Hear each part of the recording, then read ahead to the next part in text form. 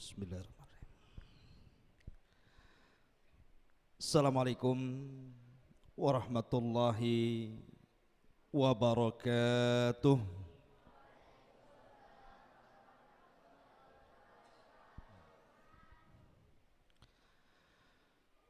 Alhamdulillah. Alhamdulillahilladzi hamdan katsiran tayyiban mubarakan fih. Kama yuhibbu rabbuna wa yardah. Alhamdulillah.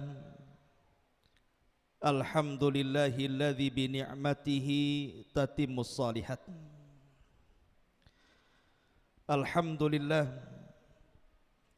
Alhamdulillahilladzi hadana wa kafana wa ja'alana minal muslimin. Asyhadu an la ilaha illallah wahdahu rabbi la syarika lah wa asyhadu anna sayyidana Muhammadin wa ala alihi wa sahbihi ajmain, amma ba'du. Pertama-tama dan yang utama saya ucapkan jazakumullah khairan. Hanya Allah yang bisa membalasnya kepada penyelenggara pengajian di malam hari ini, khususnya pengurus dari Masjid At-Taqwa ini. Yang saya muliakan para tokoh masyarakat, para alim ulama, para ustadz, para ustazah, serta ibu-ibu dan bapak-bapak dan adik-adik semuanya. Tidak bisa saya sebutkan satu persatu. Semoga Allah subhanahu wa ta'ala memuliakan kita semuanya. Salawat dan salam demi keberkahan pengajian di malam hari ini kita hadiahkan kepada Rasul kita Nabi besar Muhammad sallallahu alaihi wasallam. Allahumma salli ala sayyidina Muhammad wa ala alihi wa sahbihi ajmain. Ma'asyiral muslimin yang dimuliakan Allah subhanahu wa ta'ala, kita berada di bulan Sya'ban. Artinya sebentar lagi kita menghadapi Ramadan. Dan bulan Sya'ban ini adalah bulan di mana amalan kita diangkat. Usamah ibn Zaid, anak angkat Nabi sallallahu alaihi wasallam, pernah bertanya kepada Nabi sallallahu alaihi wasallam, "Rasul, kenapa engkau banyak melaksanakan salat sunnah di bulan Sya'ban lebih banyak dibandingkan di luar bulan Sya'ban?" Maka jawaban Nabi sallallahu alaihi wasallam salah satunya adalah karena bulan Sya'ban itu turfahu fihal a'mal. Amal-amal kita dalam setahun itu akan diangkat di bulan ini. Tetapi ada orang-orang yang tidak akan diangkat amalannya. Dari mulai Ramadan tahun kemarin sampai Sya'ban bulan ini, ada orang-orang yang tidak diangkat amalannya. Siapa mereka? Kata Nabi sallallahu alaihi wasallam, illa li musyrikin. Pertama, orang musyrik, orang-orang yang menyekutukan Allah subhanahu wa ta'ala, tidak akan diangkat amalannya. Yang kedua, illal musyahin. Musyahin itu artinya orang yang dalam hatinya ada kedengkian, dalam hatinya ada dendam, masih bermasalah dengan orang tuanya, ribut dengan saudaranya, tidak akur dengan tetangganya, belum bisa memaafkan orang lain. Lah, orang-orang yang syahna ini tidak akan diangkat amalannya. Makanya saya nasihatkan di bulan Sya'ban ini, minta maaf. Bagi orang yang punya salah kepada orang tua, minta maaf sama orang tuanya. Bagi yang tidak akur dengan kerabatnya, minta maaf. Bagi yang kurang baik hubungannya dengan tetangganya, minta maaf. Minta maaf itu berat. tetapi yang memaafkan itu jauh lebih berat lagi. Supaya apa?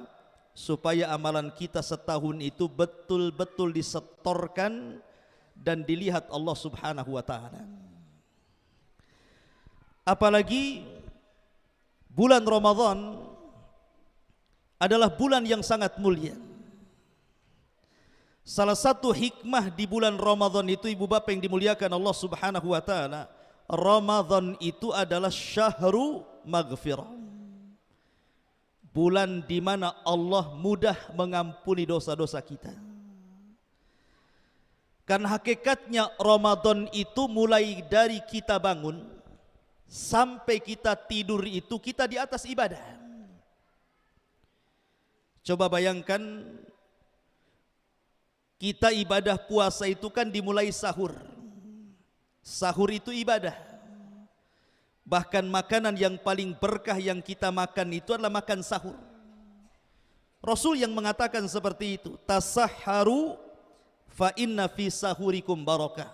Jangan lupa dan jangan tinggalkan makan sahur, karena makan sahur itu adalah makan yang penuh berkah. Kemudian dilanjut dengan puasa sampai kemudian maghrib. Itu ibadah semua tuh. Kemudian malamnya kita sholat tarawih. Kata Nabi SAW, man shalla ma'al imam hatta yansarif. Barang siapa yang sholat tarawih bersama imam, dia tidak berpaling sampai imam berpaling. Kata Nabi SAW, kutiba lahu qiyamul lail. Maka Allah catat seolah-olah dia tarawih mulai dari ba'da isya sampai subuh. Berarti Ramadan itu dari awal bangun sampai tidur, bangun lagi, itu semua ibadah tuh. Oleh karena itulah maka kenapa Allah Subhanahu wa taala menjadikan Ramadan ini syahru maghfirah, bulan di mana kita mudah diampuni dosanya. Lalu apa hikmahnya? Hikmah diampuni dosa itu apa? Ibadah di bulan Ramadan yang paling identik itu cuma 3. Kalau disebut Ramadan, pasti teringat 3 ibadah. Pertama puasa, yang kedua tarawih, yang ketiga Lailatul Qadar. Pasti ini yang diingat nih kalau sudah Ramadan itu.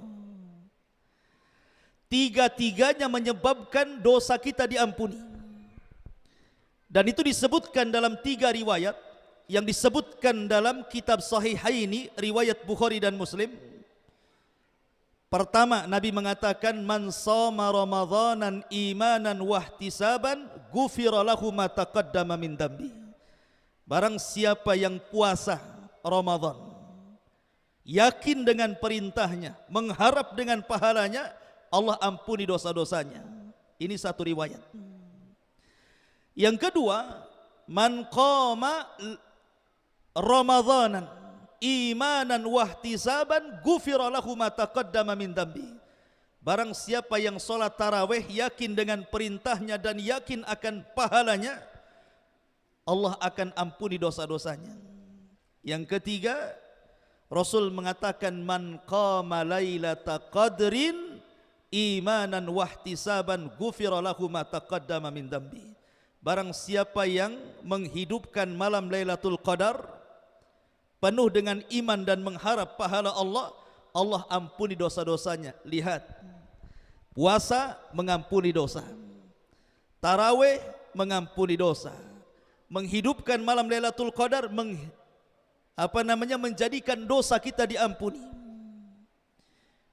Maknanya di sini Ramadan syahrul maghfirah, bulan di mana dosa kita mudah diampuni. Lalu apa hikmahnya? Coba perhatikan. Dulu ada dari kalangan jin itu seseorang atau seorang jin yang sangat soleh, namanya Ajazil. Ajazil ini tidak ada namanya di Quran, tidak ada pula dalam hadis. Tetapi dalam kisah-kisah Israiliyat disebut bahwa ada jin yang paling soleh zaman dulu, itu namanya Ajazil. Saking solehnya Ajazil ini, karena dunia jin pada saat berada di permukaan bumi belum ada manusia, dia bisa mentertibkan kalangan jin sehingga jin-jin yang jahat itu bisa disadarkan, yang tidak sadar dibunuh, yang kemudian sebagian mereka dipenjara ke hutan-hutan dan ke laut-laut. Akhirnya Allah Subhanahu wa taala angkat Ajazil ini ke langit, dijadikan oleh Allah pembendaharaan sorga. Masuk dia ke sorga. Ketika Allah Subhanahu wa taala menciptakan Nabi Adam alaihi salam, tiba-tiba Ajazil ini hasad. Jangan-jangan Allah hendak menciptakan makhluk yang mau menggantikan aku sehingga aku dikeluarkan dari sorga, dia pula masuk sorga katanya. Sejak itulah Ajazil mulai jahat. Ketika betul-betul Allah Subhanahu wa taala menciptakan Adam, maka Allah Subhanahu wa taala menyuruh Ajazil itu hadir dalam sebuah momen di mana Allah akan meniupkan ruh kepada Adam. Semua malaikat hadir di situ. Allah Subhanahu wa taala firmankan dalam Al-Qur'an, wa idz qala rabbuka lil malaikati isjudu li Adam fasajadu illa iblis. Dan ingatlah ketika Rabbmu mengatakan kepada para malaikat, sujud kalian kepada Adam. Semua malaikat sujud kecuali iblis. Iblis inilah nama lain daripada Ajazil. Jin yang soleh menjadi jahat karena maksiat kepada Allah Subhanahu wa taala. Apa konsekuensinya? Diusir dari sorga. Jadi Ajazil itu kesalahannya satu, tidak mau sujud kepada Adam karena hasad. Akhirnya dikeluarkan dari sorga. Fakhruj minha fa innaka rajim. Keluar wahai iblis, engkau dikutuk dari sorga ini. Lihat akibat dosa, dikeluarkan dari sorga. Kemudian contoh yang lain, Nabi Adam alaihi salam masuk ke dalam sorga. Iblis keluar dari sorga, Adam pula masuk ke dalam sorga. Allah katakan kepada Adam, kau makan semua makanan di sorga, kau minum semua minuman di sorga, kau nikmati semua kenikmatan di sorga, asal jangan sentuh satu pohon saja. Allah katakan, wala taqraba hadhihi syajarah, jangan dekat pohon ini. Sebab kalau seandainya kau dekat-dekat pohon ini, kau makan pula buahnya, fatakuna minadh zalimin, maka engkau wahai Adam dan istrimu Hawa termasuk orang zalim. Akhirnya Adam pun tidak berani mendekati pohon itu. Tapi iblis yang keluar sorga tadi, Ajazil ini, jin yang soleh menjadi jahat jadi iblis, memberikan was-was kepada Adam agar mendekati pohon itu. Akhirnya kemudian Adam pun terkena was-was, tiba-tiba mendekati pohon, penasaran dengan pohon itu, kemudian ada buah, diambilnya buah itu, dimakan pula sama dia dengan Hawa. Allah murka dan Allah katakan, kulnah bitu minha jami'ah, keluar kalian semua dari sorga. Hei iblis, hei Adam, hei Hawa, keluar kalian. Lihat, gara-gara makan satu buah larangan, Adam diusir dari sorga. Artinya dosa Adam itu cuma satu, makan buah larangan, diusir dari sorga. Yang ingin saya katakan, lihat pengaruh dosa. Iblis dosanya tidak mau sujud kepada Adam karena membantah perintah Allah. Adam malah memakan yang dilarang oleh Allah Subhanahu wa taala, tiba-tiba diusir dari sorga. Kita pula yang banyak dosa, pengen pula masuk sorga. Dosa kita ini bukan satu, Adam cuma satu saja dosanya. Iblis juga cuma satu dosa, karena tidak mau sujud gitu ya. Kita hari-hari berbuat dosa itu. Yang mata memandang yang haram, telinga mendengar yang haram, hati hasad sama orang gitu ya. Tapi kalau doa, ya Allah masukkan aku ke sorga, masuk sorga enggak tuh? Adam satu dosa dikeluarkan dari sorga, kita banyak dosa pula ingin masuk sorga. Dari sinilah maka Ramadan adalah bulan ampunan. ketika dosa-dosa kita diampuni, berarti apa? Allah bukakan jalan pintu ke sorga. Makanya di awal Ramadan Nabi SAW mengatakan apa? Atakum Ramadan. Ramadan telah datang kepada kalian. Syahrun mubarakun, bulannya penuh berkah. Faradallahu alaikum siyamahu, Allah wajibkan puasa kepada kalian. Tuftahu fiha abwabul jannah, Allah buka pintu-pintu sorga. Wa tughlaqu fiha abwabun niran, Allah tutup semua pintu neraka. Wa sulsilati syayatin, dan setan-setan diikat dan diborgol. Lihat, Ramadan membuka pintu sorga. Dan di awal Ramadan pintu-pintu sorga itu dibuka. Pintu sorga itu, jangan dibayangkan betapa besarnya Bapak Ibu yang dimuliakan Allah Azza wa Jalla. Rasul mengatakan daun pintu dari ujung ke ujung, itu kan ada pintu tuh, ada daun pintunya dari ujung ke ujung itu, jaraknya antara Mekah dan Hajar. Hajar itu di sana di Irak, di Syam. Itu daun pintunya tuh. Lebarnya kayak gitu tuh daun pintunya tuh. Berarti pintu sorga itu kan luas gitu, dan pintunya saja jaraknya antara Mekah dan Syam, negeri Syam sana. Macam mana pintunya tuh kalau daun pintunya selebar itu? Dan ketika pintu itu dibuka, maka Allah Subhanahu wa taala memerintahkan satu malaikat di pintu-pintu sorga itu, kemudian menyeru apabila datang bulan Ramadan. Apa malaikat ini berteriak? Ya bagil khairi aqbil wa ya bagi syarri wa ya bagi syarri adbir. Wahai orang-orang yang mencari kebaikan di bulan Ramadan, masuk sini. Wahai orang-orang yang mencari keburukan di bulan Ramadan, enyah, jangan dekat-dekat pintu ini. Lihat, setiap hari malaikat penjaga pintu sorga memanggil-manggil kita, masuk gitu. Itulah Ramadan. Jadi Ramadan adalah bulan maghfirah. Oleh karena itulah, maka saya nasihatkan, karena Ramadan adalah bulan maghfirah yang menghalangi ampunan Allah Subhanahu wa taala adalah ketika kita tidak mau bertobat. Maka ini ada kesempatan, mumpung masuk bulan Ramadan, ayo sama-sama kita bertobat dari sekarang. Kita meninggalkan yang haram dan berusaha untuk menjalankan perintah Allah Subhanahu wa taala. Latih ya, seperti umpamanya bulan Ramadan itu kan bulan Al-Qur'an tuh.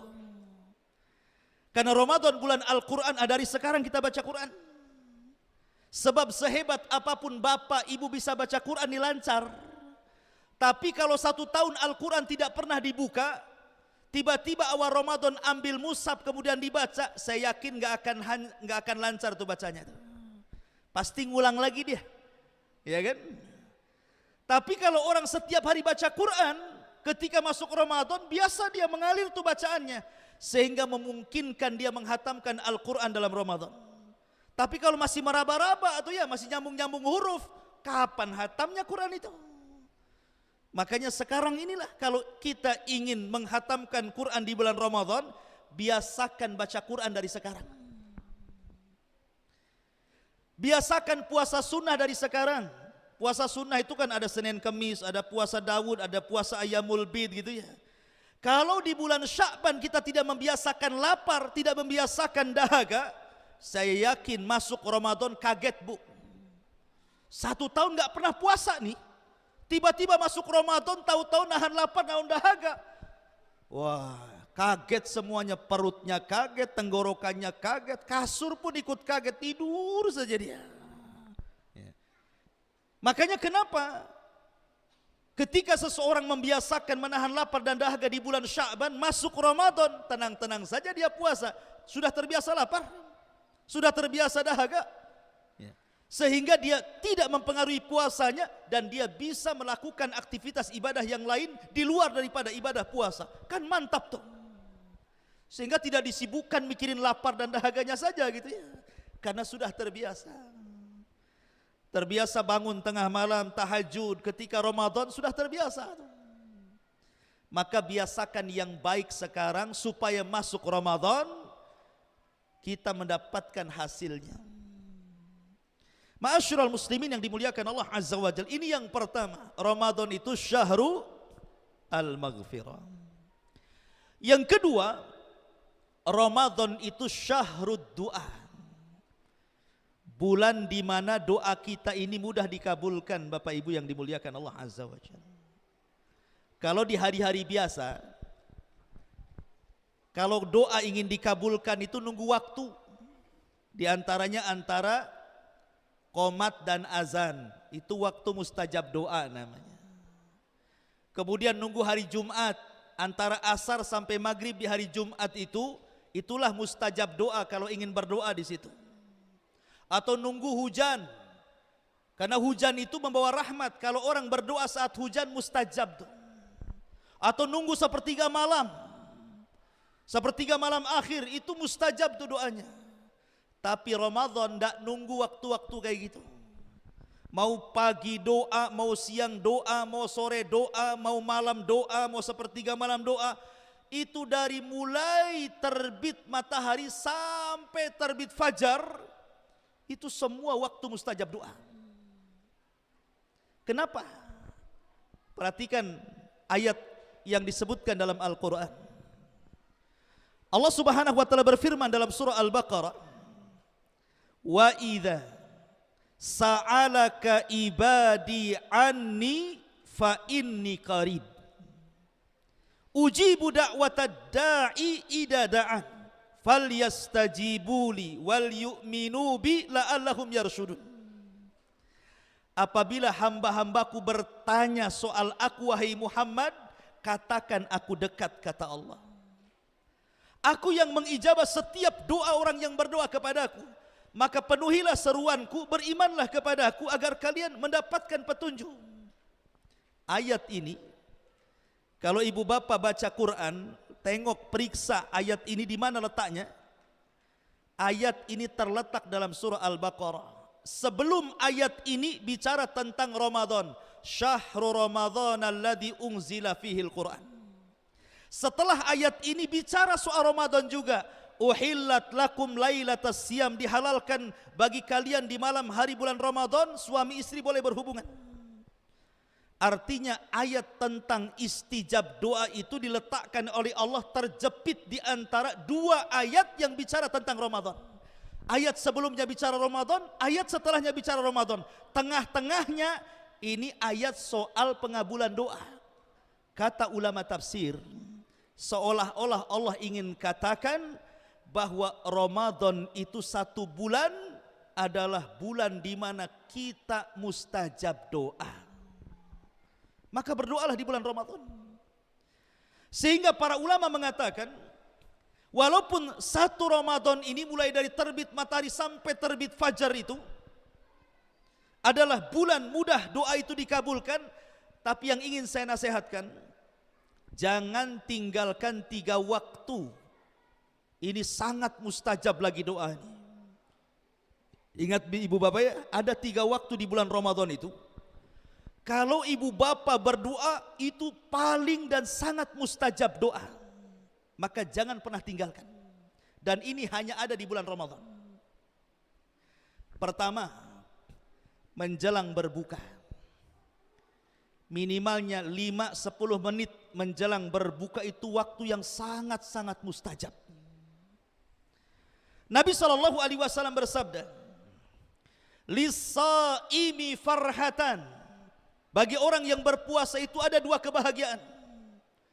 Bahagia saat dia berbuka, farhatun inda fitri, wa farhatun inda liqa'i rabbih, dan bahagia ketika berjumpa dengan Allah. Dan dalam riwayat, lis-shaimi da'watun la turad. Bagi orang yang berpuasa itu ada doa yang tidak mungkin ditolak Allah. Kapan itu? Inda fitri, saat seseorang yang berpuasa hendak berbuka. Itu waktu sangat mustajab tuh. Jangan tinggalkan. Jadi saya nasihatkan ibu bapak, sudah jangan sibukkan nih. 5 menit lagi mau azan maghrib tuh. Duduk rapi-rapi, angkat tangan tinggi-tinggi, berdoa. Apa doanya? Para ulama mengatakan bahwa setiap malam di bulan Ramadan Allah itu memerdekakan kita dari api neraka. Setiap hari di bulan Ramadan. Coba bayangkan ya, kalau seandainya saya atau mungkin ibu bapak atau di antara kita di malam hari bulan Ramadan, satu malam saja selama satu bulan itu kita dicatat oleh Allah Subhanahu wa taala termasuk hamba yang tidak akan masuk neraka, termasuk hamba yang dibebaskan oleh Allah dari api neraka, maka selamanya ibu bapak tidak akan masuk neraka. Tidak akan masuk neraka. Kalau Allah catat kita termasuk penduduk sorga dan tidak akan masuk neraka, selamanya kita tidak akan masuk neraka. Kan luar biasa tuh. Maka kata para ulama, doa yang paling baik menjelang berbuka itu, mintalah kepada Allah agar kita dibebaskan dari api neraka. Ya Allah, bebaskan aku dari api neraka. Ya Allah, bebaskan orang tuaku dari api neraka. Ya Allah, bebaskan anak istriku dari api neraka. Ya Allah, bebaskan orang-orang yang kucintai dan kusayangi dari api neraka. Allahumma a'tik riqabana minan nar. Ya Allah, merdekakan kami dari api neraka. Itu doa yang diajarkan. Kapan dibaca? Menjelang berbuka. Karena di zaman sekarang ini kalau menjelang berbuka itu bukan disibukkan doa tuh. Disibukkan apa kira-kira? Disibukkan dengan makanan yang berbagai macam, disibukkan dengan minuman yang berbagai warna gitu ya. Disibukkan dengan pegang remote, mana channel yang paling cepat azannya. Aneh tuh. Ya. Oh, di Lingga belum azan, cari TV Jakarta. Di sana duluan azannya. Jadi bukan disibukkan dengan doa gitu ya. Disibukkan dengan makan mau iftar itu. Tolong 5 menit saja jadilah sebelum maghrib, angkat tangan, minta agar Allah bebaskan kita dari api neraka. Sebab kalau Allah takdirkan salah satu di antara kita terbebas dari api neraka, tidak akan masuk neraka sampai kiamat. Ini yang pertama. Yang kedua, saat sahur. Nabi SAW bersabda, yanzilu rabbuna ila samai dunya fi kulli thuluthil lailil akhir wa dhalika kulla lailatin faqala Allah azza wa jalla ala abdihi man yad'uni fa astajiba lah wa man yas'aluni fa u'tiyah wa man yastaghfiruni fa aghfiralah. Kata Nabi SAW, Allah itu turun di sepertiga malam akhir memandang hambanya. Kemudian Allah berfirman, wahai hamba-hambaku, siapa yang berdoa ku kabulkan, siapa yang minta ku kasih, siapa yang minta ampun ku ampuni dosa-dosanya. Dan itu setiap malam di sepertiga malam akhir Allah menawarkan ampunannya, Allah menawarkan istijab doanya, Allah menawarkan kekuasaannya kepada hambanya. Kalau di luar Ramadan saya enggak yakin kita bisa bangun di sepertiga malam itu. Ada yang bangun habis kencing tidur lagi. Rupanya hanya untuk kencing saja karena kedinginan.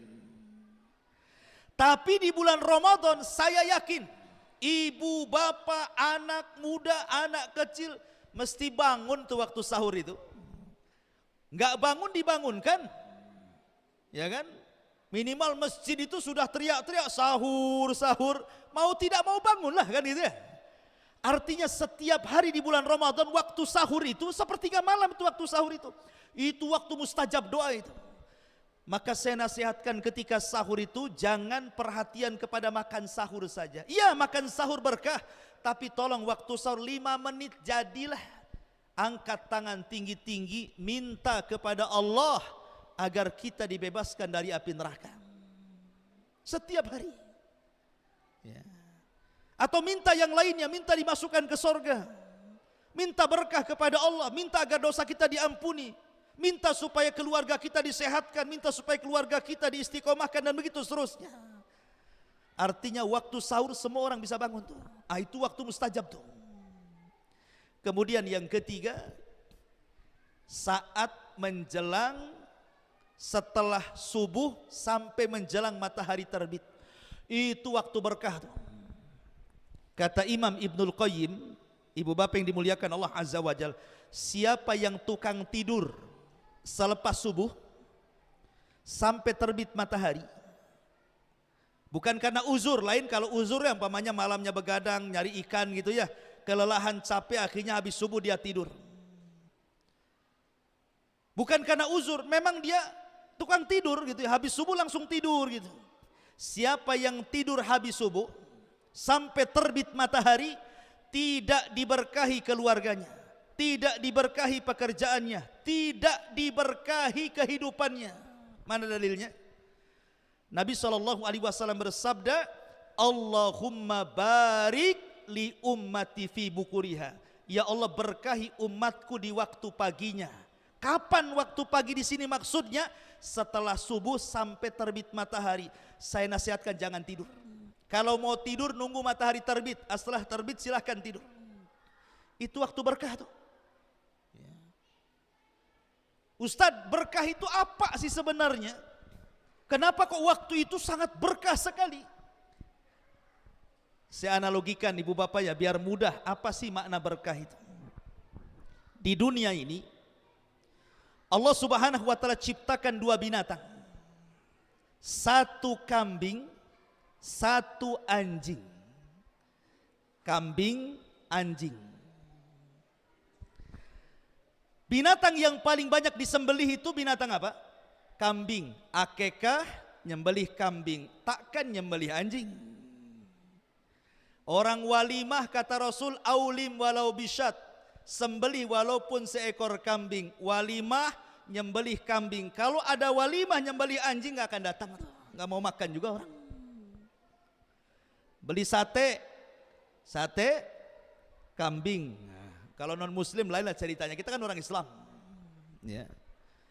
Jadi Idul Adha kambing lagi sasarannya. Orang akekah kambing lagi disembelih. Coba, kambing ini sasaran penyembelihannya banyak tuh. Tetapi Allah takdirkan walaupun tukang sate nyembelih kambing, orang walimah nyembelih kambing, Idul Adha nyembelih kambing, orang akekah nyembelih kambing. Kadang-kadang di warung-warung itu juga pakai makan daging kambing. Subhanallah, kambing itu tidak pernah punah. Kambing itu ada terus.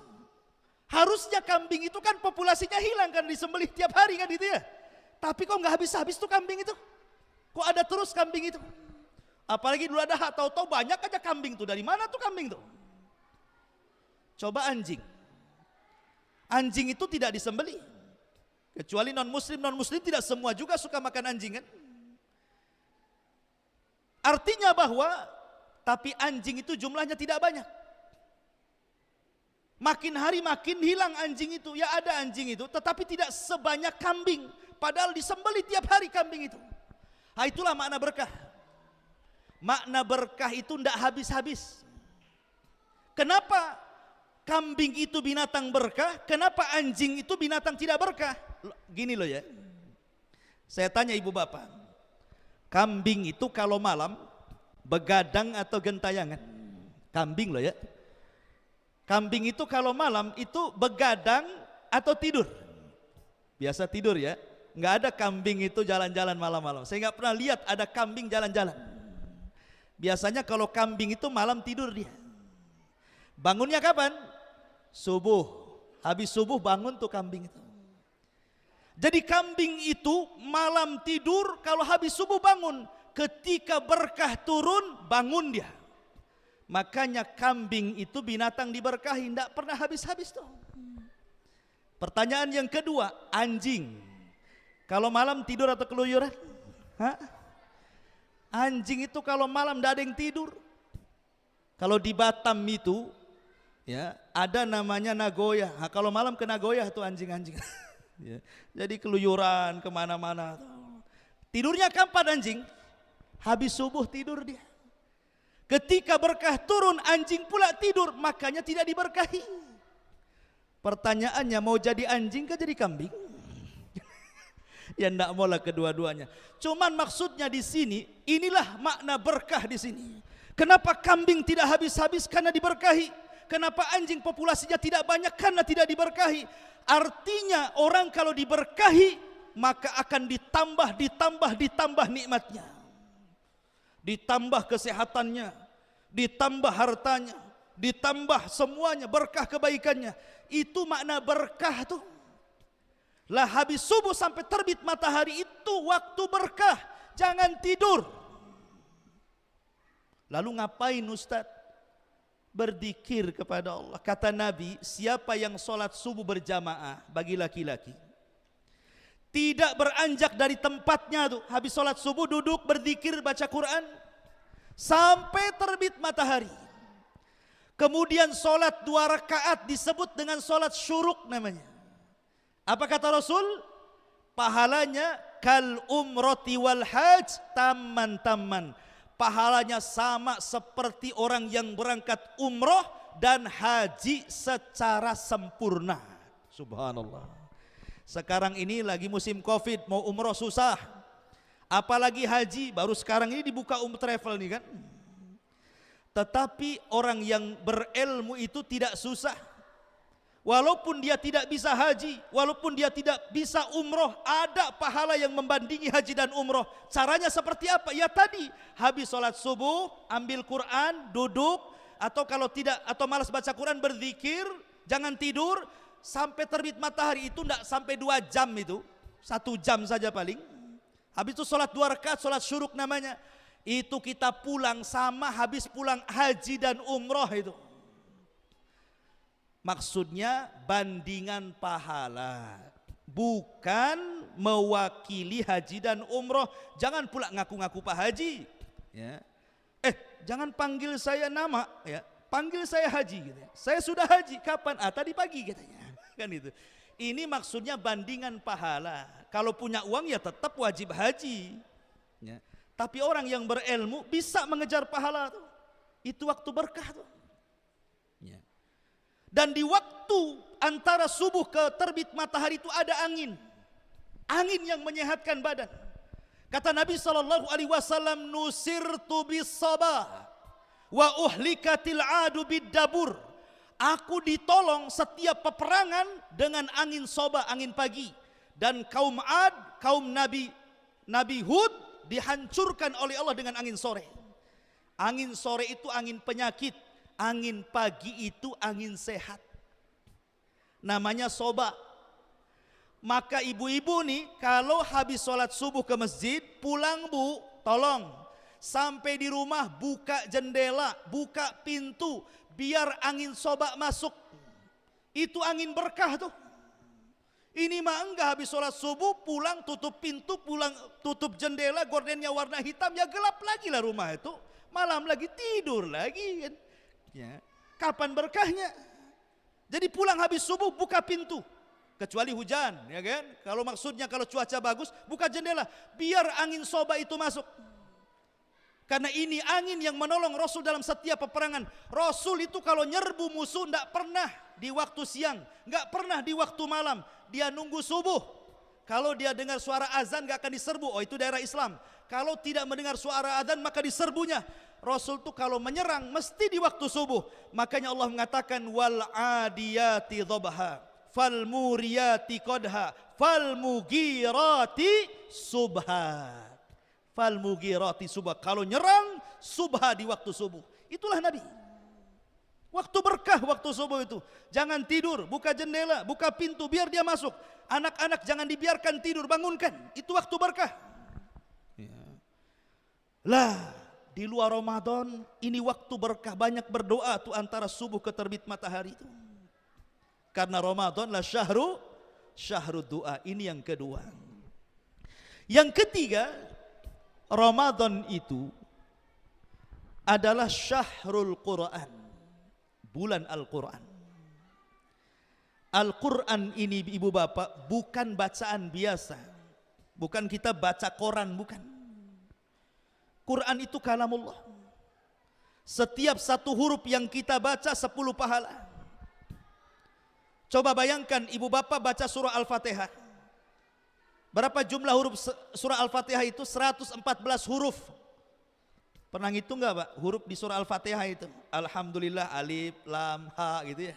Dihitung coba, itu jumlahnya 114 huruf tuh. Orang yang membaca satu huruf Al-Quran itu bandingannya 10 pahala. Kalau 10 kali 114 huruf, dah berapa tuh pahalanya? Coba bayangkan, Rasul mengatakan man qara'a harfan min kitabillah falahul hasanatu wal hasanatu bi asyri amsalihha la aqulu alif lam mim harfun walakin alifun harfun wal lamun harfun wa mimun harfun, kata Nabi. Siapa yang membaca satu huruf dalam Al-Quran, satu dikali lipatkan 10 pahala. Aku tidak katakan alif lam mim satu huruf, tapi alif satu huruf, lam satu huruf, mim satu huruf, kata Nabi. Subhanallah, Al-Baqarah itu berapa huruf tuh? Kali 10. Jadi orang yang membaca Quran itu banyak pahalanya tuh. Dan Al-Quran itu turun di bulan Ramadan. Makanya di bulan Al-Quran disebut bulan Quran. Quran ini mempengaruhi alam semesta, Pak. Saya contohkan. Di zaman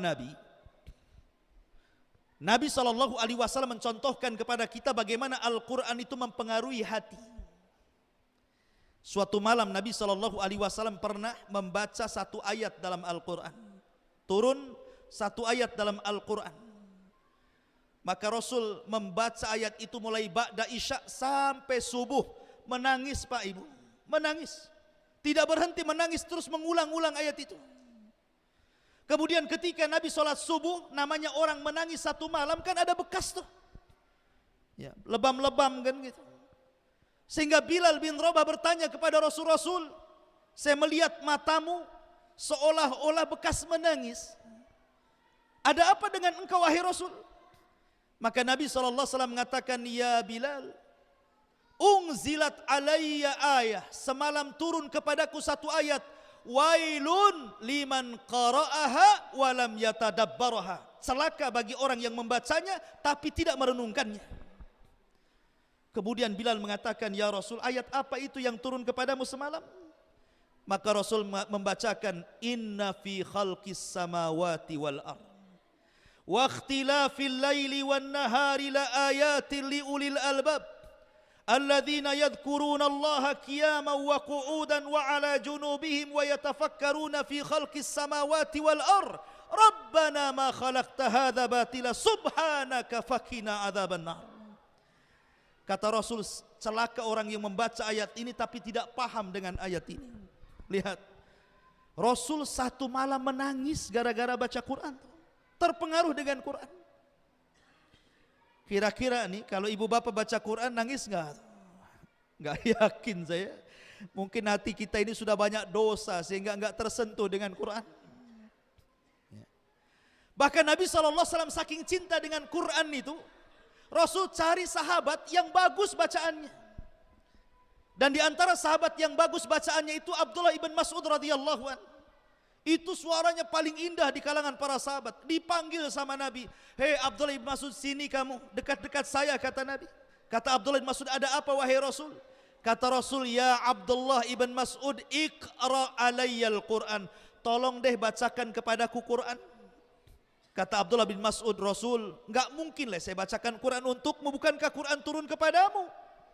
Enggak mungkin saya bacakan Quran untukmu, kan Quran turun kepadamu. Kata Rasul, sudahlah baca saja. Maka Abdullah bin Mas'ud membaca surah An-Nisa sampai kepada ayat fakaifa idza ji'na min kulli ummatin bisyahid wa ji'na bika ala haula'i syahida. Tiba-tiba Rasul menangis dan mengatakan, cukup, berhenti. Subhanallah. Dilihatnya Rasul menangis sampai membasahi janggutnya. Begitu Rasul kata baca Quran, menangis dia. Karena Quran itu membawa pengaruh. Makanya Nabi SAW kalau malam itu belusukan. Belusukan itu bukan di zaman kita saja. Bukan hanya pemimpin-pemimpin zaman sekarang belusukan. Sejak dulu Nabi sudah belusukan. Tapi enggak siang-siang belusukan Nabi itu malam-malam. Dan enggak bawa wartawan juga. Belum ada wartawan di zaman Nabi. Rasul itu malam-malam keluar belusuan itu. Untuk apa coba? Untuk mendengarkan Al-Quran yang keluar dari rumah para sahabat. Dulu di zaman Nabi tidak ada rumah kecuali malam-malam ada bacaan Quran. Karena kebiasaan para sahabat kala malam hari tahajud. Dan bacaan mereka dikeraskan sehingga tidak semua rumah tidak ada satupun rumah kecuali keluar suara Al-Quran. Pertanyaannya, kalau sekarang kira-kira suara apa tuh di rumah-rumah kaum muslimin itu? Kalau enggak dangdut, rock ya. Kalau enggak rock ya mungkin apa itu? Sinetron drakor itu ya. Drama Korea. Itu yang keluar dari rumah itu ya. Zaman sekarang ini.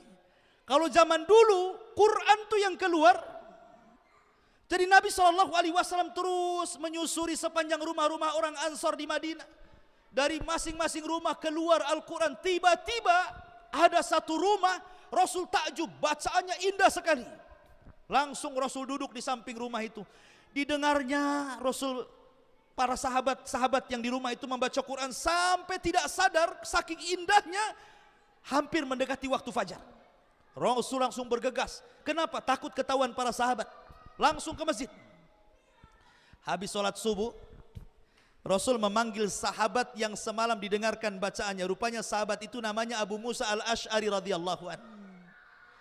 Dipanggil, "Hei Abu Musa, ke sini. Semalam aku mendengarkan bacaanmu luar biasa, suaramu kamizmar min mazamiri Ali Daud. Persis seperti Daud kalau baca Zabur, enak sekali." Tiba-tiba menangis Abu Musa al-Ash'ari dan mengatakan, "Ya Rasulullah, kalau aku tahu engkau mendengarkan suaraku semalam, la habartuka takhbira. Tentu aku akan perindah lagi suaraku, karena supaya engkau tahu tentang suara Qur'anku." Lihat, itulah Rasul mencari-cari orang yang membaca Quran. Sekarang ini subhanallah, jarang saya mendapatkan orang kalau masuk masjid ada orang baca Quran itu ya satu dua adalah. Ya. Kalau dulu masjid-masjid itu susah dapat Quran itu, walaupun ada Quran itu mesti sobek-sobek kalau zaman dulu itu di masjid-masjid itu ya. Kadang-kadang berserak-serak tuh sobekannya. Kenapa? Sering dibaca. Kalau sekarang itu rapi di lemari Quran itu. Sudah 3 tahun nggak ada yang sobek Quran itu. Lah kenapa? Ya. Yang lebih hebat lagi, kadang-kadang kalau nikah maharnya pula seperangkat alat sholat plus mushaf Quran gitu ya. Nggak dibaca juga tuh. Lah kenapa? Pertanyaannya. Pada Nabi SAW di zaman itu luar biasa. Bacaan Quran itu sekarang Allah mudahkan. Sekarang percetakan Al-Quran, nyetek Quran semuanya. Bahkan handphone sekarang ini. Ya sekarang kan zaman teknologi nih, handphone nih. Ada Qurannya. Tinggal Play Store, klik di situ Quran, keluar programnya Quran tuh 30 juz di situ. Enggak juga dibaca Quran dari handphone. Yang dibaca WA, Instagram, Facebook, macam-macam di situ ya. Tahap apa yang dilihat itu? Kalau dulu habis sholat, ambil Quran baca. Ini enggak. Assalamualaikum, ambil handphone baca WA, subhanallah ya. Itulah orang sekarang ya. Makanya dapat hidayah susah. Kenapa? Karena Quran sudah diganti dengan aplikasi yang lain. Kadang-kadang lagi husu baca Quran tuh. Belum selesai baca ayat, datang WA, SMS. Dilanjutkan dengan baca WA, sambungan ayatnya. Kan ada orang kayak gitu itu. Kan gimana orang zaman sekarang kok jadi gini? Ya. Padahal Quran itu hudan, petunjuk. Syahru Ramadhan alladzi unzila fihil Quran hudan linnas. Bulan Ramadan itu bulan diturunkan Quran sebagai petunjuk bagi manusia. Sebagian ahli tafsir maksudnya petunjuk ini sifat daripada Quran. Quran itu petunjuk. Ada juga yang mentafsirkan yang dimaksud petunjuk itu Ramadan itu sendiri adalah petunjuk. Maksudnya bagaimana Ramadan itu petunjuk begini? Coba perhatikan ibu bapak yang dimuliakan Allah Azza wa Jalla. Kalau masuk bulan Ramadan, tidak ada masjid kecuali penuh. Ya kan, kalau Ramadan kan masjid penuh-penuh tuh. Kalau dia Ramadan kan nggak penuh ya. Kalau dia masuk awal Ramadan penuh masjid. Bahkan saya pernah melihat ada masjid saking penuhnya, karena masjidnya kecil, sampai ngampar terpal itu di tempat sandal itu. Itu di permulaan Ramadan, 1 minggu pertama lah biasanya ya. Nanti minggu kedua mulai itu makin maju sapnya tuh. Minggu ketiga mulai tinggal berapa sap saja. 10 terakhir Ramadan, enggak jelas tuh. Entah kemana-mana orang tuh. Kalau di Batam saja malah pindah salatnya ke mall biasanya. Artinya bahwa okelah kita jangan cerita masalah itu. Tetapi 1 tahun 12 bulan. Dari 12 bulan itu, masjid yang paling penuh pasti bulan Ramadan. Orang yang baca Quran, yang banyak baca itu pasti Ramadan. Oh, semua masjid tadarus. Sampai ada kebablasan jam 2 itu masih ngaji itu. Nggak tidur dia. Entah kaset entah orang tuh jam 2 ngaji itu. Tetapi kan Quran itu tetap dibaca tuh. Orang sedekah banyak di bulan Ramadan itu. Kita kalau puasa Senin Kemis ke masjid nggak ada orang ngasih iftar kan? Coba aja Bapak puasa Senin Kemis ingin buka datang ke masjid nggak ada orang ngantar. Coba kalau Ramadan sedekah semuanya. Oh, ada yang ngasih bakwan, ada yang ngasih cireng, ada yang ngasih aqua gelas macam-macam ya kan? Nah, artinya bahwa rangsangan sedekah di bulan Ramadan itu menguat. Semua orang ingin sedekah. Ya. Semua ingin sholat tarawih, semua ingin sedekah, semua ingin puasa. Artis-artis yang nggak pakai jilbab saja Ramadan pakai jilbab. Preman-preman yang bertato saja puasa katanya. Kalau ditanya, kamu tak sholat kenapa puasa? Ya jangan sampailah sudah nggak sholat, nggak puasa pula. Banyak kali dosaku kata preman tuh katanya. Preman aja puasa Ramadan itu. Ya. Artinya bahwa Ramadan itu bulan hidayah. Quran tidak banyak dibaca kecuali Ramadan. Masjid dipenuhi kecuali Ramadan. Orang sedekah paling banyak Ramadan. Orang bertobat kecuali di Ramadan. Ramadan itu hidayah. Maka disebut syahrul hidayah, bulan hidayah. Dan Quran juga adalah hidayah. Makanya kalau ingin berubah, berubahlah di bulan Ramadan. Itu mudah. Kalau mau berubah di luar Ramadan berat kayaknya. Kenapa? Musuhnya banyak. Setan, hawa nafsu, itu susah ditaklukkan di luar Ramadan. Dan 2 perkara ini yang susah orang itu tobat. Pertama godaan setan, yang kedua godaan hawa nafsu. Tapi Ramadan dua-duanya kita bisa kalahkan. Hawa nafsu kita kalahkan dengan puasa, setan kita kalahkan dengan tarawih. Karena tarawih itu baca Quran, setan itu paling tidak suka mendengar Quran. Apalagi setan di bulan Ramadan diikat. Musuh yang diikat itu mudah untuk dilawan. Artinya malam kita bisa kalahkan setan, siang kita bisa kalahkan hawa nafsu. Kalau dua-dua faktor orang itu rusak bisa kita kalahkan, makanya kenapa Ramadan itu orang mudah bertobat. Makanya wajar ketika Allah tutup ayat puasa, la'allakum tattaqun, agar kalian bertakwa. Ustadz, saya sudah puasa, saya sudah taraweh, tapi kok masih juga saya suka bertengkar. Tidak bisa saya menekan hawa nafsu. Ya. Kemudian juga kalau malam juga gitu ya. Belum bisa saya memperbaiki Ramadan itu. Berarti dia belum beres puasanya dan belum beres tarawehnya. Ustadz katanya Ramadan itu setan diikat. Ada juga ke orang Islam itu tidak puasa Ustadz. Nyantai aja dia nggak puasa katanya. Nggak puasa di rumah, puasa di rumah kalau sudah nelayan di tengah laut pula dia makan katanya. Istri tak tahu katanya, pulang tahu-tahu buka saja. Padahal di tengah laut dia makan. Ya. Kok bisa? Padahal setan diikat, hawa nafsu sudah dikalahkan. Setan itu ada 2. Ada dari jenis jin, ada dari jenis manusia. Setan dari jenis jin memang sudah diikat. Setan dari jenis manusia itulah yang lepas. Ya. Jadi kalau orang Ramadan kok masih juga tidak puasa, berarti dia setan dia. Itulah setan dari jenis manusia. Setan seperti ini harus diruqyah tuh, bacakan Quran. Ya. Biar dia tobat gitu ya. Ma'asyiral muslimin yang dimuliakan Allah Azza wa Jalla. Intinya bahwa Ramadan itu bulan at-taghyir, mudah berubah karena bulan hidayah. Dan bulan Al-Quran. Dan Quran itu subhanallah ya, merubah semuanya. Quran Allah turunkan kepada Jibril untuk disampaikan kepada Rasul. Maka Jibril menjadi pemimpin para malaikat gara-gara membawa Al-Quran. Ketika Quran turun kepada Nabi SAW, maka Rasul menjadi pemimpin para Nabi, Sayyidul Anbiya wal Mursalin. Ketika Quran diturun di kota Mekah, maka Mekah menjadi kota termulia dari seluruh dunia. Ketika Quran turun di bulan Ramadan, maka Ramadan menjadi pemimpin bulan-bulan dalam 12 bulan.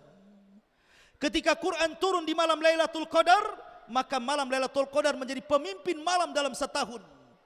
Coba bayangkan, Quran mengangkat Jibril, Quran mengangkat Nabi, Quran mengangkat Mekah, Quran mengangkat bulan, Quran mengangkat malam. Kalau seandainya Quran masuk ke hati ibu bapa, insya Allah Allah akan angkat derajat ibu bapa itu. Jibril diangkat, Nabi diangkat, Mekah diangkat, bulan diangkat, malam diangkat. Masa kita tidak diangkat gara-gara Quran? Dulu di zaman Umar memanggil salah satu gubernur Mekah ke Asfan. Kemudian Umar bertanya, kau kemari, Mekah dipimpin siapa? Kata gubernur Mekah, ada Umar wakilku. Siapa namanya? Abdurrahman ibn Abzah. Kok aku enggak kenal? Kata Umar. Siapa Abdurrahman bin Abzah itu? Oh, dulu budakku, aku merdekakan. Kata Umar, apa enggak ada lagi orang merdeka menjadi wakil gubernur? Kenapa mantan budak kok jadikan wakil gubernur katanya? Katanya gubernur Mekah ini, wahai Amirul Mukminin, Abdurrahman bin Abzah walaupun dulu budak aku merdekakan, tapi dia pakar Quran, dia pakar faraid, maka aku jadikan wakilku. Ketika mendengar hal itu, Umar langsung bertakbir, Allahu Akbar, sadaqa Rasulullah sallallahu alaihi wasallam. Amat sangat benar ucapan Rasul, innallaha yarfa'u bihadzal kitaba aqwaman. Terkadang Allah angkat sebagian kaum oleh Al-Qur'an. Quran ini mengangkat derajat orang. Ya. Maka muliakan Al-Quran, karena Quran itu solusi semua permasalahan kita, mau rumah tangga, mau bisnis, mau tetangga, mau persoalan masyarakat, bahkan bangsa dan negara, itu semua ada jawabannya dalam Al-Quran. Makanya Allah mengatakan, fa in tanaza'tum fi syai'in farudduhu ilallah. Kalau kalian berselisih tentang sebuah permasalahan, kembalikan kepada Al-Quran. Selesai itu masalahnya. Ya. Tapi akhir-akhir ini ada pula orang yang minta 300 ayat di Quran itu suruh dihapuskan katanya. Ini orang ini perlu dicuci otaknya. Dia pikir Quran itu ucapan Nabi. Quran itu ucapan Allah, kalamullah. Tidak ada yang bisa mampu menghapus Quran. Jangan lagi level dia, menteri, presiden, siapa pun tidak bisa menghapus Quran. Quran itu Allah jaga. Inna nahnu nazzalna dzikra wa inna lahu lahafidun. Kami yang turunkan Quran, kami yang jaga. Allah langsung yang jaga. Walaupun manusia tidak akan jaga, Allah jaga Quran itu. Mana bisa Quran dihapus-hapus? Siapa ente ini? Allah yang jaga Quran. Makanya Quran itu berbeda dengan kitab-kitab dulu. Orang-orang Yahudi menganggap orang namanya Uzair itu anak Allah, anak Tuhan. Gara-gara apa? Gara-gara Uzair itu hafal Taurat. Karena Taurat itu tidak bisa dihafal. Susah mau orang, jarang orang Yahudi hafal Taurat itu. Sehingga ketika ada orang namanya Uzair, ada yang mengatakan dia nabi, ada yang mengatakan dia orang saleh di zaman itu, hafal Taurat. Orang-orang Yahudi menganggap Uzair itu anak Tuhan gara-gara hafal Taurat. Quran itu anak-anak kecil banyak hafal. Ya kan? Lihat di tahfidz Quran itu. Saya punya pesantren tahfidz Quran, anak-anak kecil banyak hafal Quran. Enggak ada juga kita katakan dia anak Tuhan gara-gara hafal Quran ya. Orang Yahudi gara-gara ada orang hafal Taurat dikatakan anak Tuhan. Ini kalau orang Islam yang setiap orang yang hafal Quran dikatakan anak Tuhan, nah berapa anak Tuhannya itu? Kan itu. Tetapi Allah itu lam yalid wa lam yulad. Allah tidak punya orang tua. Allah itu ahad dan tidak melahirkan. Allah tidak punya anak. Ya. Qul huwallahu ahad, Allahus samad, lam yalid wa lam yulad wa lam yakul lahu kufuwan ahad. Tidak ada yang sekupu dengan Allah. Artinya bahwa Al-Quran itu mudah untuk dihafal. Pengalaman waktu saya dulu masih belajar ibu bapak yang dimuliakan Allah Azza wa Jalla. Dulu waktu saya masih kuliah di Yaman. Di Yaman itu saya kenal ada orang tua sudah hampir usianya 80 tahun. Dia itu bawabah, penjaga pintu markas. Walaupun dia orang Arab, tidak bisa baca Quran. Jangan sangka orang Arab semua bisa baca Quran, tidak juga. Kalau orang Baduy itu ada yang nggak bisa baca Quran tuh. Walaupun orang Arab, padahal Quran pakai bahasa Arab tuh ya. Tapi karena keinginan ingin hafal Quran luar biasa orang tua ini, usia 80. Akhirnya dia melihat santri-santri orang-orang Indonesia yang hafal-hafal Quran itu, kepengen, kok aku orang Arab gak hafal Quran, kok dia orang asing gak hafal Quran gitu ya. Akhirnya dia cita-cita ingin hafal Quran. Caranya apa? Zaman dulu kan ada namanya kaset pita tuh, ya, yang mereknya Sony itu kan ada tuh, pakai kaset gitu ya. Dia beli itu, ya, beli kasetnya 30 juz dengan sekalian Sony-nya itu. Jadi dia hafal mulai dari Al-Fatihah tuh, dimasukkan kasetnya didengar. Setiap mendengar satu ayat dia ulang-ulang sampai 200-300 kali itu. Pamannya Alhamdulillahirabbil alamin, Alhamdulillahirabbil alamin, Alhamdulillah sampai 300 kali. Setelah hafal baru Ar-Rahman Ar-Rahim. Dihafal lagi 300 kali. Subhanallah. Tidak sampai 10 tahun kakek ini hafal Quran. Hanya mendengar. Ini keajaiban.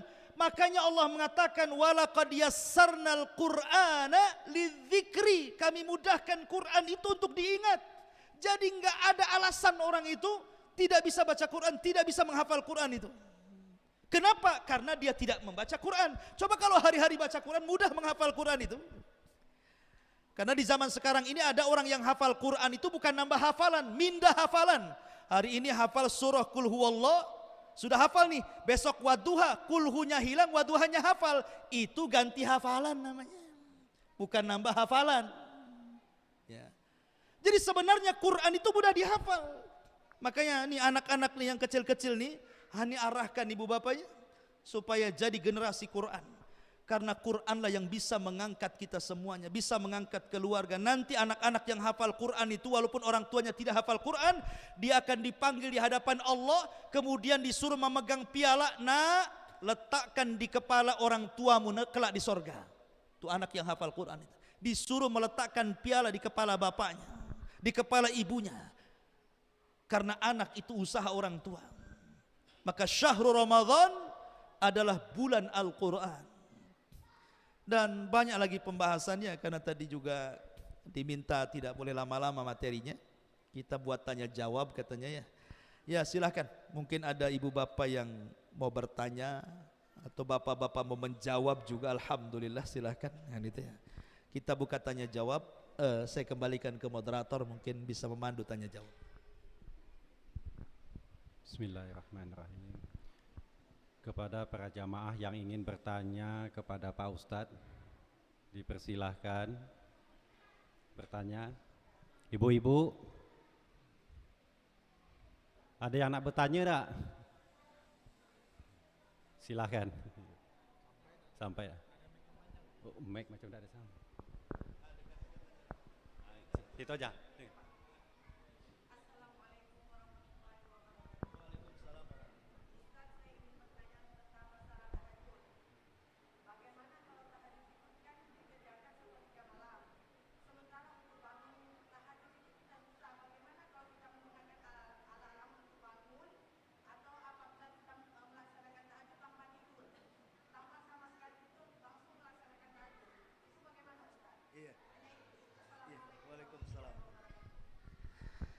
Iya, ini ada pertanyaan bagus sekali dari ibu ini.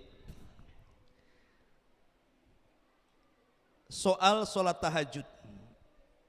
Bagaimana hukumnya tahajud tanpa tidur?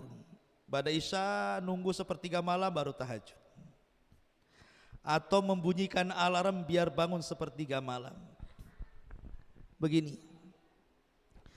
Solat yang paling afdol dari semua solat sunnah setelah solat wajib adalah solat malam.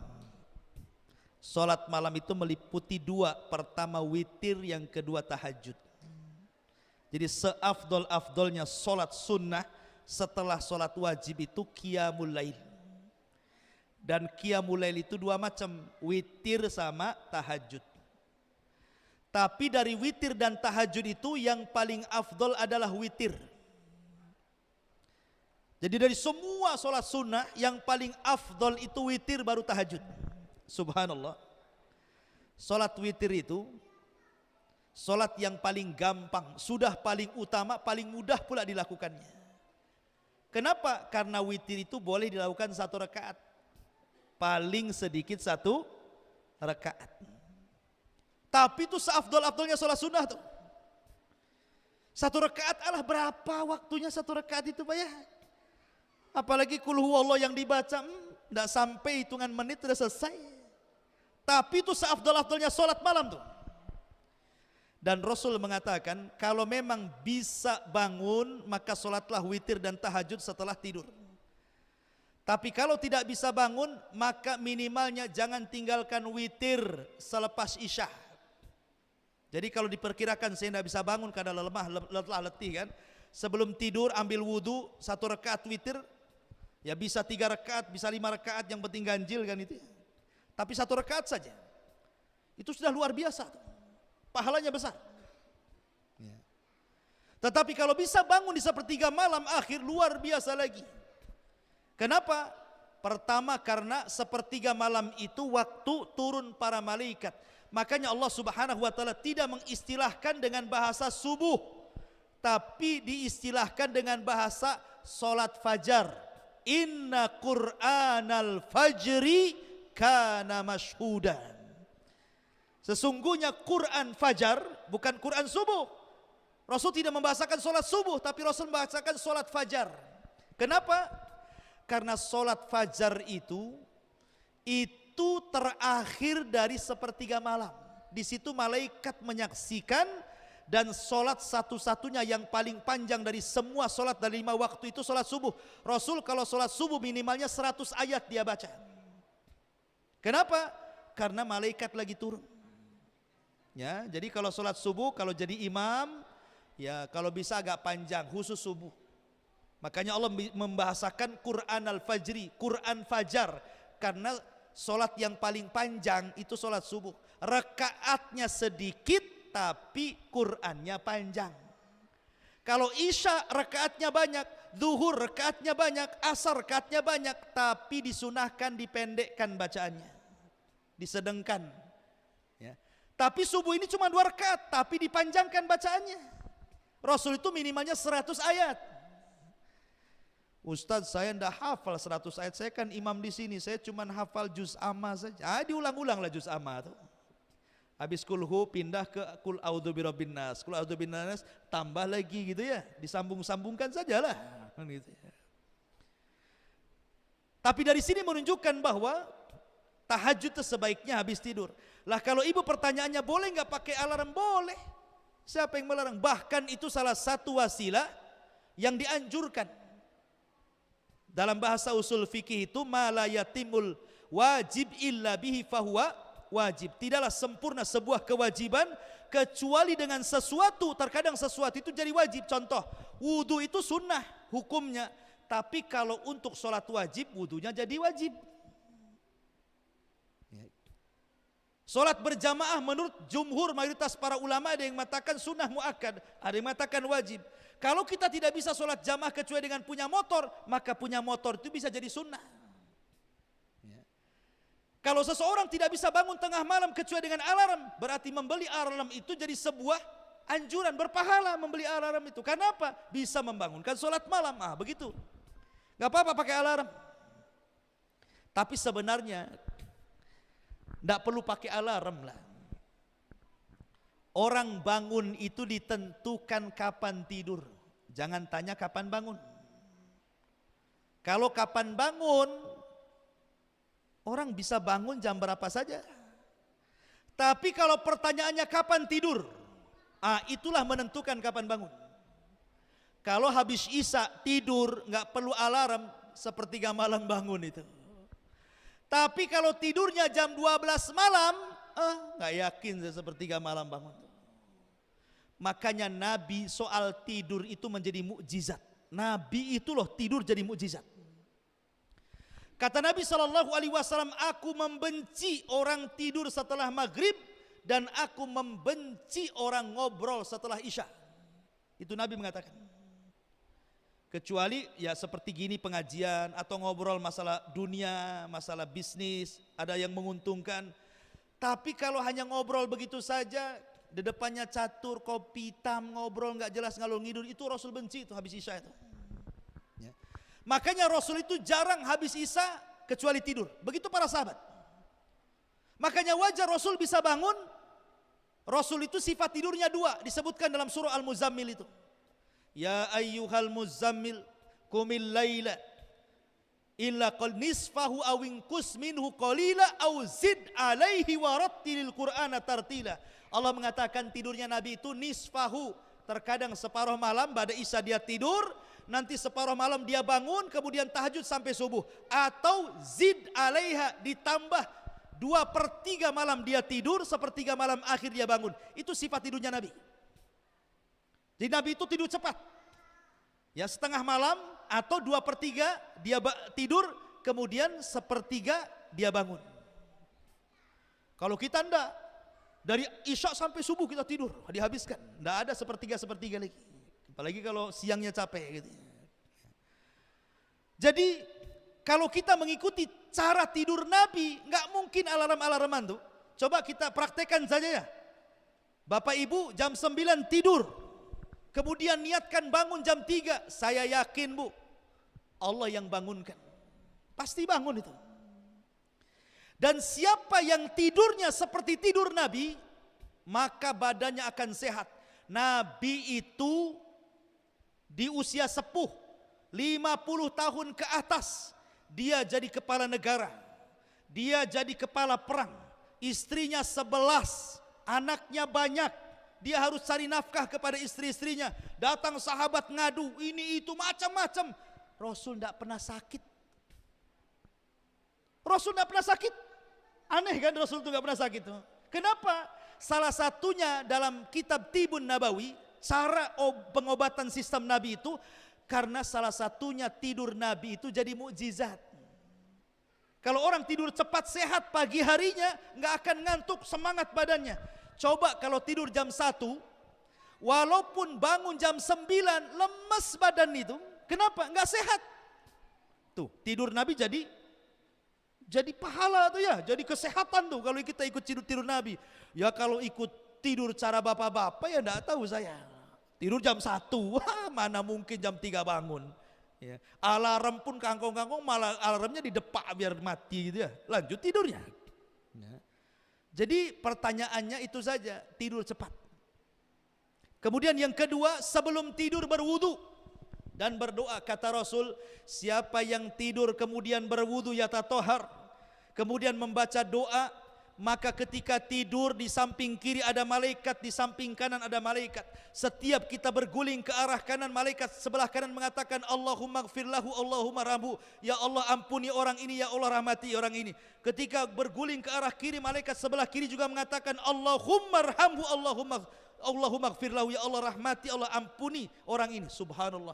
Selama tidur didoakan malaikat, didoakan rahmat dan didoakan ampunan. Makanya sebelum tidur wudu berdoa supaya tidur kita ibadah. Kalau tidurnya tidak berdoa, tidak wudu, di samping kirinya setan tuh.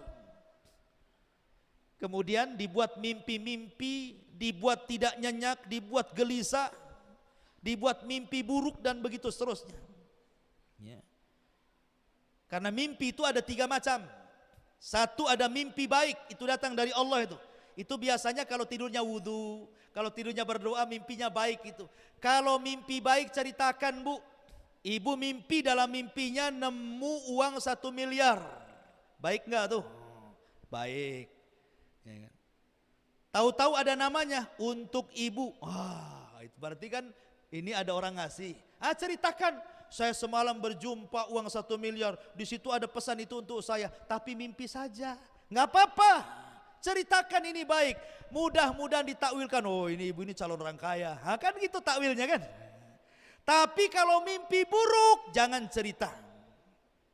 Dalam mimpi ibu jalan di pelantar, rupanya ada papan yang tercongkel, masuk pula kakinya di situ, kemudian jatuh dalam mimpi itu. Tahu-taunya jatuh dari ranjang. Jangan cerita Bu. Pada suaminya, bang semalam saya jatuh pula dari pelantar. Enggak usah cerita. Mimpi buruk tidak mungkin terjadi, itu datang dari setan. Mustahil. Mimpi itu bukan sesuatu yang mungkin terjadi, nggak akan terjadi. Jangan dipikirin mimpi buruk itu, nggak akan terjadi, kan itu datang dari setan. Karena ada orang tuh mimpi buruk kepikiran, nggak akan terjadi, ngapain dipikirin? Ya. Atau ada namanya mimpi karena banyak kepikiran, stres, banyak hutang, sampai ke bawah mimpi dikejar-kejar debt collector. Kepikiran. Nah, itu juga nggak mungkin terjadi itu. Ya. Yang terjadi itu cuma mimpi baik, makanya yang boleh diceritakan itu kalau mimpi baik, kalau mimpi jelek jangan diceritakan. Udah hilangkan, udah. Jangan dipikirin, nggak mungkin terjadi. Yang baik-baik saja ceritakan. Ya, supaya takwilnya baik. Itu akibat daripada sebelum tidur berwudu, berdoa gitu ya. Jadi tetapi kalau memang Allah takdirkan ibu kerja malamnya capek, untuk supaya mudah bangun pakai alarm, boleh, makan itu baik, bagus. Bahkan kalau bisa ibu jangan bangun sendiri, bangunkan juga suaminya. Kata Rasul, rahimallahu imra'atan, semoga Allah merahmati seorang ibu yang bangun tengah malam untuk sholat malam, kemudian ambil air, diambillah air itu di tangannya, diperciki di wajah suaminya, bang bangun, kita sholat sama-sama. Maka ibu seperti ini dirahmati. Kira-kira bu, kalau Allah ibu praktekkan sama suami, bisa nggak? Apa suami nggak kejang-kejang marah-marah tuh kan? Karena nggak kebiasa gitu. Padahal Rasul yang mengatakan semoga Allah merahmati suami yang bangun tengah malam, bangunkan istrinya kalau tidak diperciki wajahnya. Coba bayangkan kalau suami istri dirahmati Allah, tidak mungkin bertengkar di rumah tangga itu. Terjadinya pertengkaran itu karena salah satunya dirahmati, salah satunya dimurkai. Jadilah pertengkaran tuh. Makanya semoga Allah merahmati wanita yang bangun tengah malam. Ya. Jadi bolehlah orang itu pakai alarm, dan itu sebuah kebaikan, wallahu alam. Adapun tahajud tidak tidur sebaiknya jangan bu. Jangan menyusahkan diri. Ingat bu ya, solat yang paling penting itu yang wajib, yang sunnah itu tambahan. Jangan gara-gara ibu berjuang untuk solat malam tahajud, subuhnya pula ngantuk. Mana satu yang wajib, mana satu yang sunnah jadinya. Yang wajib itu utama, yang sunnah itu nomor 2. Makanya Rasul mengatakan, fal yukid naimuha wal yastarih qaimuha. Siapa yang sholat malam istirahat ketika mendekati subuh, disitulah disunnahkan kita berbaring, namanya ittija, baring ke lambung kanan. Itulah waktu tidur Nabi kedua. Nabi itu tidur 3 kali, malam, kemudian mendekati subuh, kemudian kailulah sebelum duhur, sebentar saja. Jadi kalau yang sholat malam, kalau sudah mendekati subuh kira-kira 30 menit, 20 menit mau subuh bu, berhenti sholat malamnya, baringkan. Ustadz kalau saya berbaring nanti tidur bablas pula subuhnya, baringnya cemana? Ya kalau baringnya begini iyalah. Kata Rasul, baring ke lambung kanan. Mana lambung kanan? Nilo lambung kanan. Baring ke lambung kanan, telapak tangan dijadikan bantal. Itu tidak akan nyenyak tidur cara itu bu. Kalau tidurnya begini sampai subuh lewat tuh. Ya. Itu pun bukan tidur maksudnya, karena sudah sholat malam capek dibaringkan gitu maksudnya. Tetapi yang tidur jam segitu itu bangun. Makanya paling lambat tidurnya seorang mukmin itu di azan pertama. Ya. Sebenarnya azan subuh itu 2 kali. Ya. Azan pertama untuk membangunkan, azan kedua azan subuh. Dan itu jaraknya antara ya sekitar 20 menit. Makanya 20 menit seorang mukmin sebelum subuh itu sudah wajib bangun harusnya. Itu selambat-lambatnya bangun. Tapi kita selambat-lambatnya jam 6 pula gitu. Subuh udah dekat matahari pula. Nah, itulah kurangnya kita terhadap pengetahuan. Nah, jadi jangan sampai memaksakan diri nggak tidur supaya tahajud, nggak usah. Karena itu akan memadaratkan sholat subuh. Tidur saja dan niatkan. Kalau sudah pakai alarm, sudah diupayakan kok alarm bangun kok nggak bangun, ya sudah, nggak apa-apa, diganti dengan duha. Kalau malamnya tidak tahajud, ganti dengan duha. Nah, itu sudah bisa mencukupi sholat malamnya. Wallahu a'lam. Ya itulah jawabannya. Wallahu a'lam. Ya silakan kalau ada yang mau bertanya.